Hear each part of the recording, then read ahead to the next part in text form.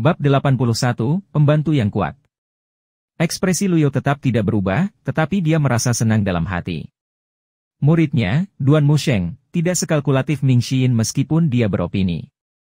Sejak pengepungan 10 elit besar, kesetiaan Duan Musheng tetap stabil dan tak tergoyahkan. Dibandingkan dengan bajingan seperti Ming Xiyin dan Zhao Yu, dia lebih menyukai Duan Musheng. Jika Duan Musheng dan Ming Xiyin berada di alam yang sama, Duan Musheng bisa dengan mudah menang dalam pertarungan melawan Ming Xiyin. Namun, Ming Xiyin telah mendapat manfaat dari pertempuran di Gunung Pengadilan Emas sebelumnya. Ming Xiyin memiliki terobosan dalam teknik jantung Duewootnya. Meskipun kemajuan Duan Musheng lebih lambat, tidak mengherankan jika dia memiliki terobosan di wilayahnya. Itu hebat. Yuan Er kecil bertepuk tangan dengan penuh semangat. Luyo memandang Yuan Er kecil dan menegurnya dengan suara rendah, "Kamu yang paling malas dan paling riang di sini. Kamu harus bekerja keras untuk mengejar kakak laki-lakimu." Yuan Er kecil menjulurkan lidahnya dan berkata, "Aku tahu." Sebenarnya, Luyo tidak mengkhawatirkan Yuan Er kecil. Dia mungkin yang terakhir bergabung dengannya, tetapi basis kultivasinya meningkat paling cepat. Bahkan Yu Jifeng, murid agung dari Sekte Pedang Surgawi, mengakui bahwa dia tidak dapat dibandingkan dengannya. Setelah beberapa saat, Duan Musheng masuk ke aula, terlihat sangat bersemangat. Rantai yang masih ada di tubuhnya berdenting saat dia masuk. Yu Jifeng mengikuti di belakang Duan Musheng, ekspresinya penuh kekaguman dan kecemburuan. Pan Song juga memasang ekspresi serupa di wajahnya. Sejak mereka berdua memasuki Gunung Pengadilan Emas, selain diganggu oleh beberapa murid, mereka, umumnya, senang dengan keadaan mereka saat ini. Paling tidak, mereka bisa fokus pada budidaya dan tidak terlibat dalam urusan dunia. Bagaimanapun, alasan mereka berjalan di jalur kultivasi adalah untuk menjadi lebih kuat. Segera setelah Duan Musheng memasuki aula besar Paviliun Langit Jahat, dia berlutut di tanah dan berkata dengan hormat, "Saya beruntung dan berhasil menerobos ke alam kesengsaraan ketuhanan yang baru lahir. Saya telah berhasil membentuk wawasan 100 kesengsaraan. Avatar." Luyo memiliki ekspresi senang di wajahnya saat dia mengelus jenggotnya. Dia mengangguk dan berkata, "Baguslah Anda memiliki terobosan. Jalan kultivasi panjang, jadi ingatlah untuk tidak terlalu sombong atau tidak sabar. Teruskan kerja bagus." Dia berbicara dengan aura seorang guru dan penatua. Perilaku Luyo bertentangan dengan kesan bahwa Pan Song dan Yu Jifeng memiliki penjahat terbesar di bawah langit. "Terima kasih atas ajaran Anda, Guru. Saya akan mengingatnya."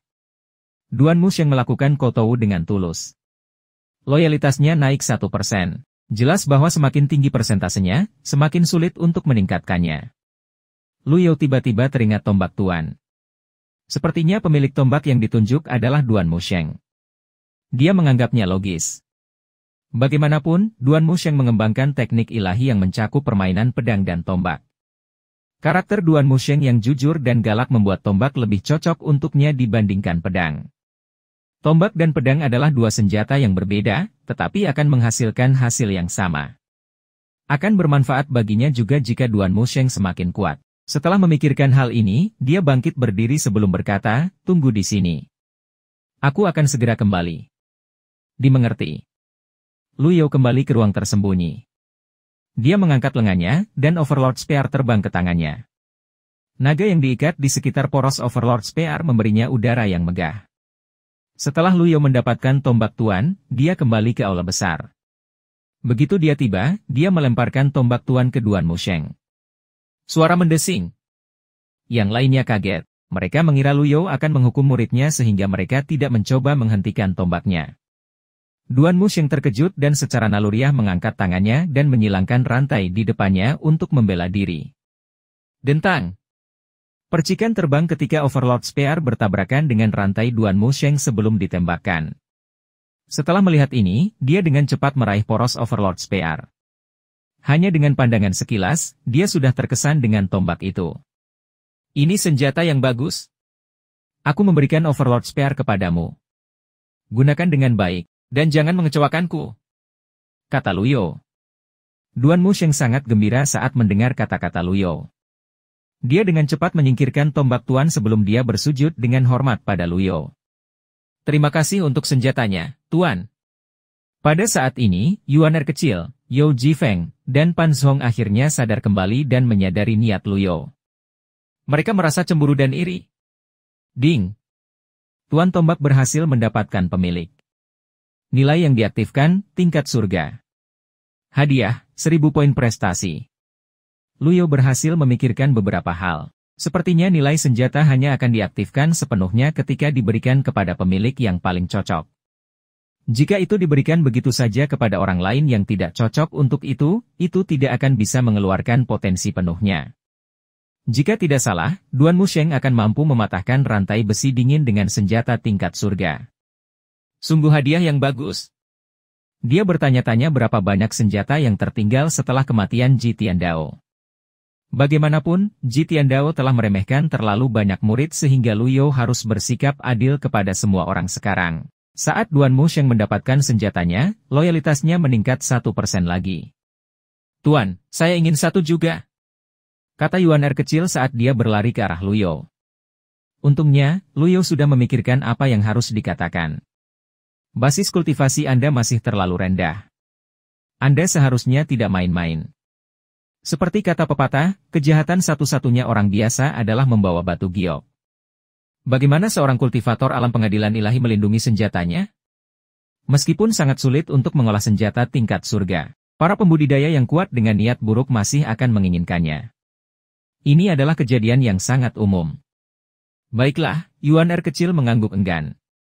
Duan Musheng tidak akan melepaskan senjatanya yang baru diperolehnya. Semakin dia melihatnya, semakin dia menyukainya. Dia melihat sekeliling, ingin mencari seseorang untuk berdebat.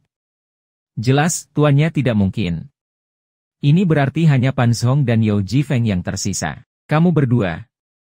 Tuan ketiga, apakah Anda memiliki perintah untuk kami? Berdebat denganku. Pan Zhong dan Yao Jifeng tercengang oleh kata-kata Duan Musheng. Duan Musheng tidak menunggu mereka menjawab saat dia berkata, aku akan menunggu di belakang gunung. Sebelum pergi, dia menangkupkan tangannya ke arah Luyo dan dengan hormat berkata, Guru, saya akan berlatih dengan senjata saya. Saya akan pergi. Lanjutkan. Luyo melambaikan tangannya. Pan Zhong dan Yao Jifeng memasang ekspresi pahit di wajah mereka. Mereka keluar dari pavilion langit jahat dengan enggan. Setelah ketiga orang itu pergi, seekor burung pembawa pesan terbang masuk. Yuan Er kecil yang sangat mengetahui pekerjaannya dengan cepat menerima surat dari burung pembawa pesan. Tuan, ini adalah surat dari kakak senior keempat. Saya akan membacakannya untuk Anda. Dia dengan cepat membuka surat itu dan membacakan dengan lantang. Tuan, saya telah menyampaikan pesan Anda kepada Ksatria Hitam. Mereka akan tiba di Evil Sky Pavilion dalam beberapa hari. Aku akan mengawasi mereka di sepanjang jalan. Setelah Yuan Er membaca surat itu, dia berseru kaget. Fan Xiwen benar-benar berani. Untuk berpikir dia dengan mudah setuju untuk datang ke sini. Tuan, jangan tunjukkan belas kasihan padanya. Bunuh dia dengan satu tamparan. Jika aku membunuhnya, siapa yang akan mengungkap kebenaran di balik pemusnahan desa naga ikan? Ekspresi wajah keriput Luyo tetap tenang. Namun, dalam hati, dia tidak bisa menahan perasaan curiga. Fan Xiwen, atau Leng Luo, selalu licik dan sangat menghargai hidupnya. Dia mirip dengan Jiang Aijian dalam hal ini. Namun, Jiang Aijian adalah karakter yang lincah, tetapi Fan Xiwen adalah pria yang penuh dengan skema. Tidak mungkin orang seperti itu mudah terprovokasi untuk datang ke pavilion langit jahat. Fan Xiwen seharusnya mendengar beritaku mengalahkan 10 elit besar. Karena dia tidak takut, saya bertanya-tanya dari mana kepercayaannya berasal. Bahkan ketika Luyo mendapatkan avatar 9 daun melalui kartu bentuk puncak, tidak ada yang mempercayai rumor tersebut ketika menyebar. Yuan Er. Ya Tuan. Bagaimana kabar Ye Tianxin beberapa hari ini? Selain kulitnya yang mengejutkan, dia baik-baik saja, jawab Yuan Er kecil. Luyo mengangguk. Dia berdiri perlahan sebelum memasuki ruang tersembunyi lagi. Semoga perjalananmu aman, Tuan. Luyo tahu dia perlu mempersiapkan kedatangan Fan Xiwen.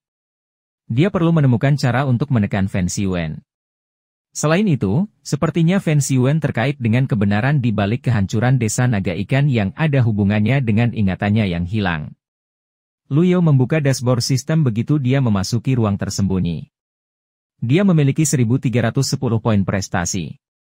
Dia telah kehilangan minat pada kartu pembalikan. Kondisinya saat ini tidak diragukan lagi lebih cocok untuk dia kultivasi. Ini berarti satu-satunya pilihannya adalah memilih undian berhadiah. Ding! Muridmu, Ming Xin, membunuh 2 ksatria hitam dalam perjalanan pulang. Mendapatkan 200 poin prestasi. Ding! Membunuh 2 ksatria hitam. Mendapatkan 200 poin prestasi.